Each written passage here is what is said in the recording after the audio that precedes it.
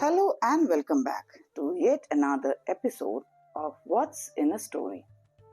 And to exactly find that, let's turn a corner and discover as we reach beyond several fascinating narratives like laws, myths, and legends and try to understand many related big and prominent as well as small but important facts about history, literature and languages, festivals, beliefs and customs, relations and relationships, and many such things of our socio-cultural ethos, which creates the larger picture. These narratives are from present, the immediate past, and long past, and are from my books, from my work across India and South Asia. And I hope you really enjoy listening to them as much as I did when I heard them the very first time.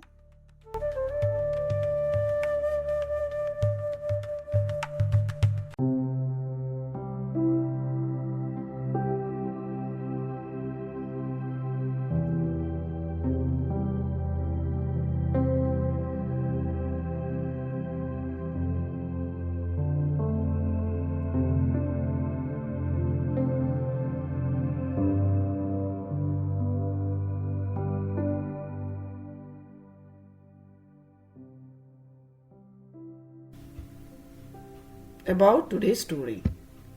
Today's story is titled Submergence, and I read this from my book, The Owl Delivered the Good News All Night Long, Folktales, Legends and Modern Laws of India by Aleph Book Company. Submergence is a story from the western regions of India, roughly corresponding to the areas of the two union territories of Dadra and Nagar Haveli and Daman and Diu. This story is quite famous in the local languages of Dhodia, Kukna and Varlie, and though there are no written script for any of these languages, the story has remained very popular across the folklore through oral traditions. However, an important thing needs to be mentioned here. The storyline is also famous across a wide geographical region with slight variations across northwest Maharashtra and central Gujarat, including Daman and Diu. It was originally written in Gujarati By Kulin Patel and translated by Suhag Dave for the present book. The story first appeared in an article by Kulin Patel in the newspaper Gujarat Guardian on August 19, 2012. I would also like to mention a little about the storyline here. Across the folklore of the world, there are often stories of floods, like a great flood which destroys everything in its wake and all plants, all animals, only a selected few are kept somewhere else, and from which life begins again. The flood is mentioned to destroy practically everything. But interestingly enough, apart from folklore, there are evidences of these flood stories in different inscriptions and ancient architecture as well. And one of the earliest records of the flood story perhaps is comes from the epic of Gilgamesh. Out of 12 stone tablets, Tablet 11 records the story of the flood, and as the story goes, Gilgamesh's search for immortality after the death of a friend gets him to meet Utnapishtim, who was granted immortality after building a ship called Preserver of Life, which survived a great flood, and just like Noah, Utnapishtim brought all of his relatives and species of all kinds on it. We also know about a very popular story of the Matsya Avatar, mentioned in the Bhagavata Purana as the 10th of Vishnu's 22 avatars, and in the Matsya Purana as the first of the Dashavatar. Bhagavata Purana, Bhadrayani mentions in the Bhagavata Purana the legend of Vishnu's recovery of the Vedas from the hands of the Rakshas Hayagriva. As the story goes, Brahma fell sleepy after the end of the previous cycle of time or kalpa, and the universe was engulfed by the ocean. Hayagriva took the opportunity to steal the Vedas that had emanated from Brahma. Vishnu then transforms into a fish to pursue Hayagriva, who has vanished under the flood, and then he retrieves the Vedas. A variant of this legend is found in the Agni Puran, where we get the story of Manu meeting a very small fish while praying one day in the river. This fish kept growing and growing till it filled up the ocean, making him realize that it was actually Lord Vishnu. Then there is also the very popular story of the Genesis flood narrative, which is the story of the flood occurring in across the chapters 6 to 9 of the book of Genesis, the first book of the Bible. As the story goes, 10 generations after the creation of Adam, God saw that earth was corrupt and filled with violence, and he decided to destroy what he had created. And he found one righteous man, Noah, and to him he confided his intention, and also instructed him to build an ark. Noah entered the ark in his 600th year of life, and on the 17th day of the second month of that year, there was a huge flood. Rain fell straight for 40 days and 40 nights, until the highest of the mountains were also covered with water.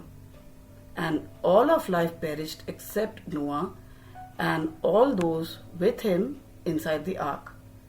After 150 days, God remembered Noah, and the water subsided.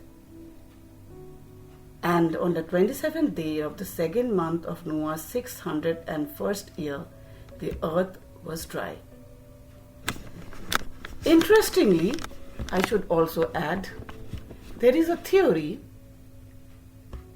where it is spoken about that the various stories of the last deluge is actually from man's memory of the melting of the last ice age around 10,000 years ago, roughly 11,700 years ago. Though there are debates about which hemisphere actually started to warm up first between the north and the southern hemisphere, there are various critics about this theory as well, that the global flood myth is referred to as a pseudoscientific attempt to argue that a huge global flood actually took place as described in the folklore, and mostly because it is quite considered to be inconsistent with the physical findings of geology, archaeology, paleontology, and the global distribution of species. Some prefer to believe that these stories describe local floods, which still remains today, and we can see that these are part of our natural disasters which surround us throughout the year. And many others often speak about how these narratives are rather allegorical than historical. Follows the story Submergence from my book, The Owl Delivered the Good News All Night Long, Folktales, Legends and Modern Laws of India by Aleph Book Company.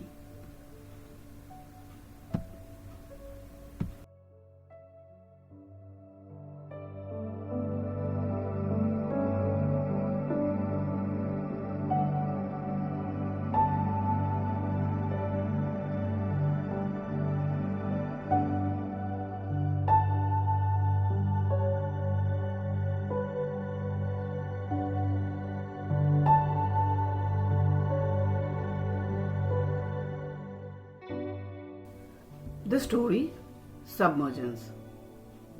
Sin was on the rise on earth. Brother quarreled with brother and father with son. No one cared about anyone. The path to truth was forgotten. It was as if the way of the world was nothing but to cheat one another. Greed and immortality reigned. The number of those who still maintained morality was getting smaller and smaller. To put an end to the situation, all the gods met Mahadev and complained in unison.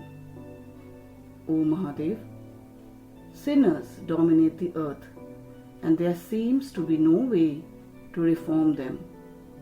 Everyone is deviating from the path of truth and religion.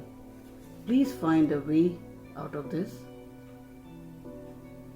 Even Mahadev himself was perplexed, and finally it was decided that the best thing to do would be to destroy the earth entirely and recreate again. After much deliberation, along with Naradev and the rest of the gods, it was decided that the earth would be inundated.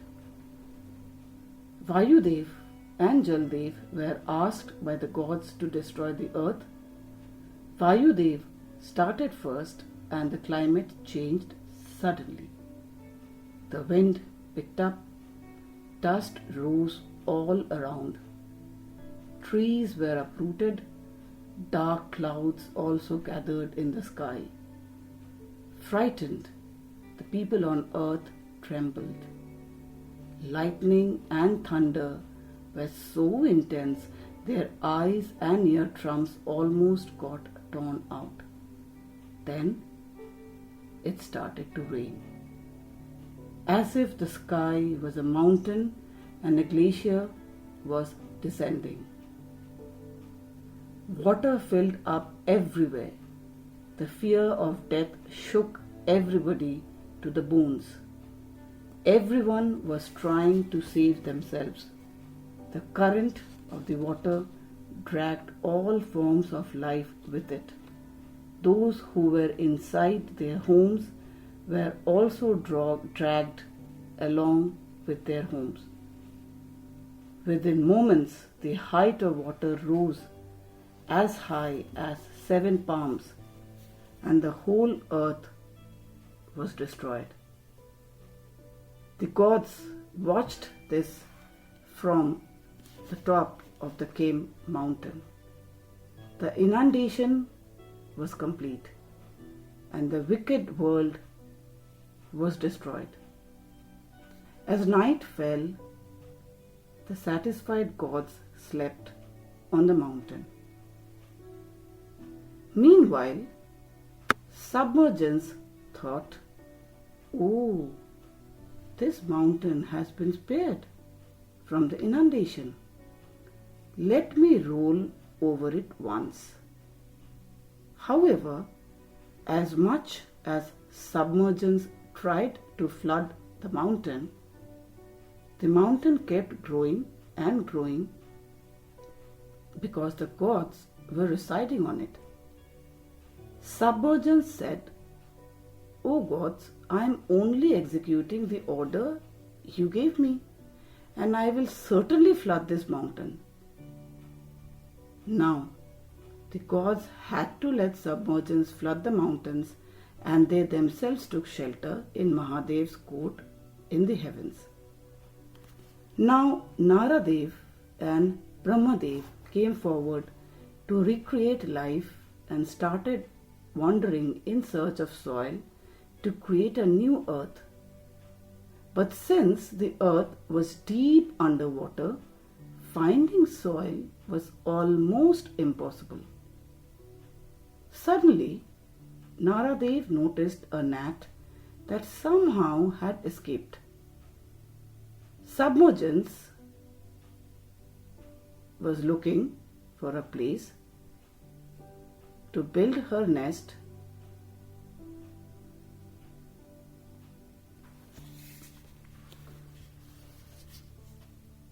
Now Naradev and Brahmadev came forward to recreate life and started wandering in search of soil to create a new earth. But since the earth was deep underwater, finding soil was almost impossible. Suddenly, Nagar Haveli noticed a gnat that somehow had escaped submergence. And the gnat was looking for a place to build her nest. At that moment, Nagar Haveli said, "Found it! Found the soil!" And he told the gnat, "Give us the soil you carry in your mouth, please." The gnat said, "I won't give it to you. I need it to build my home."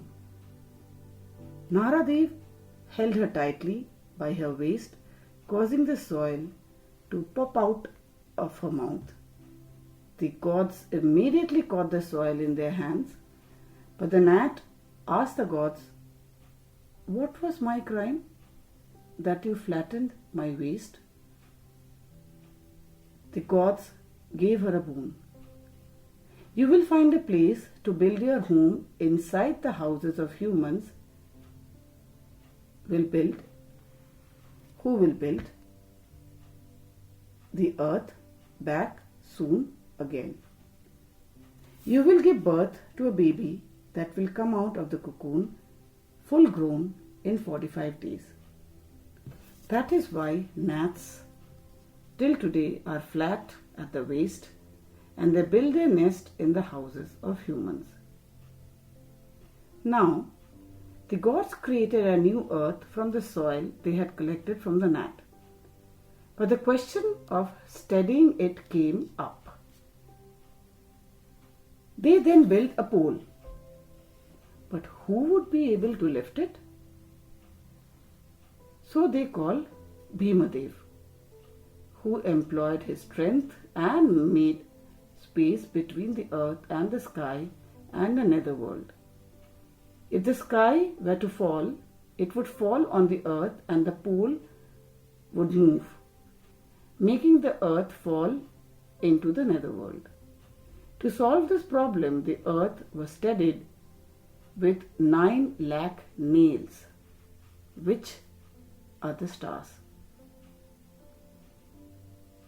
Though a new earth was created, it was very rugged. So the gods started to make the ground even.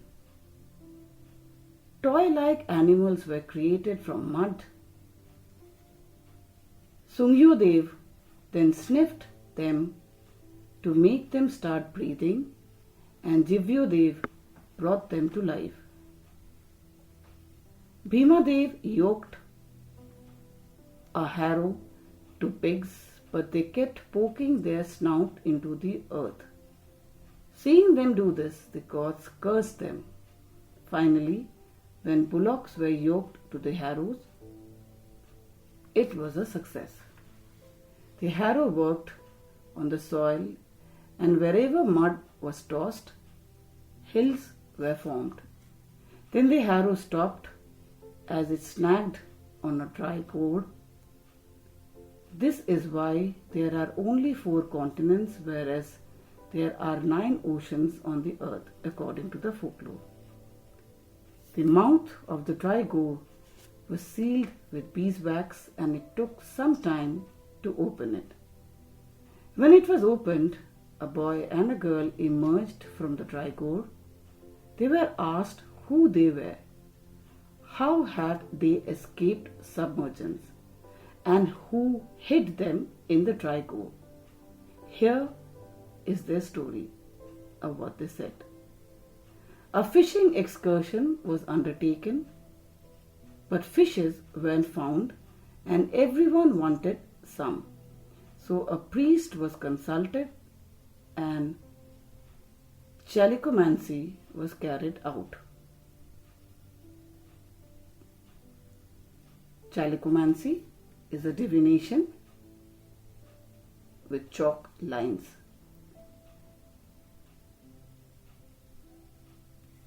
Chalicomancy basically means dividing it with chalk lines. Then Jal Devi, the life goddess, appeared before them and said, Worship me, then you'll all get enough fish. They did accordingly, and a large fish was caught. Everyone took some meat and had a ball. No one had told these two children about the fishing excursion because they were orphans. When they learned about it afterwards, they reached with a basket and an axe at the place, but there was only the skeleton of the fish left. However, when they tried to hack the skeleton, it moved away. They wondered, when everybody got some meat, why can't we even cut a bone? The fish said, those who have eaten my meat are going to be inside my belly soon, so you should avoid eating and pray to the gods. It will be good for you. The children heeded the advice and prayed to the gods. As a result, Mahadev appeared before them and gave them 2 seeds and said, sow these seeds and water them. The seeds then grew into a vine and climbed onto a tree, and then goats grew on it. But the children could not reach the goats. So, after praying to Mahadev, the children meditated upon Sushalya Dhurumach to reach and drop the goats. The gore fell, and in one of them Mahadev made arrangements for the children to live for 12 years. He then sealed the mouth of the gore for 12 years. Soon the floods came, and everything went inside the belly of the fish. Now, to procreate the human race, there were the 2 children, but since they were brother and sister, another problem arose. Mahadev again helped the gods out. He made the children spin and move back and forth, and then they forgot that they were siblings. Finally, new humans were born, and thus the recreation of the earth was complete.